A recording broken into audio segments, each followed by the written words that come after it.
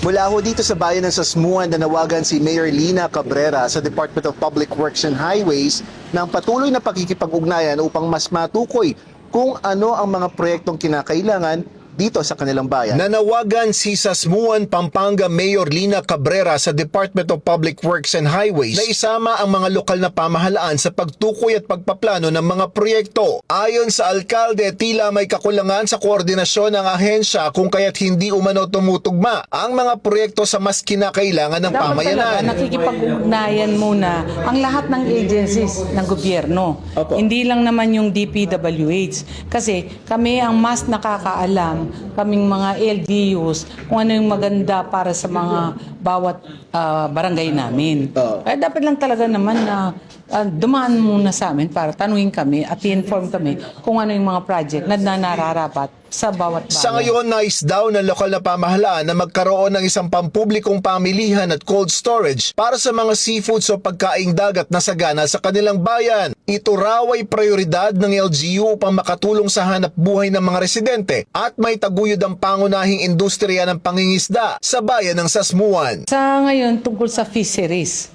ang market with ice plant.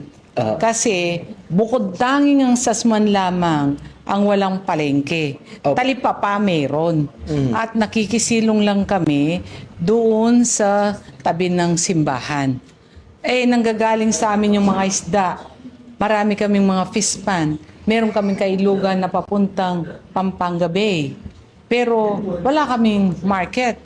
Sana naman marinig ng mga taga-gobyerno yung karaingan namin na mabigyan kami ng market. Para sa One Balita Central Luzon, ako si Jim Hipolito, laging on call sa balita.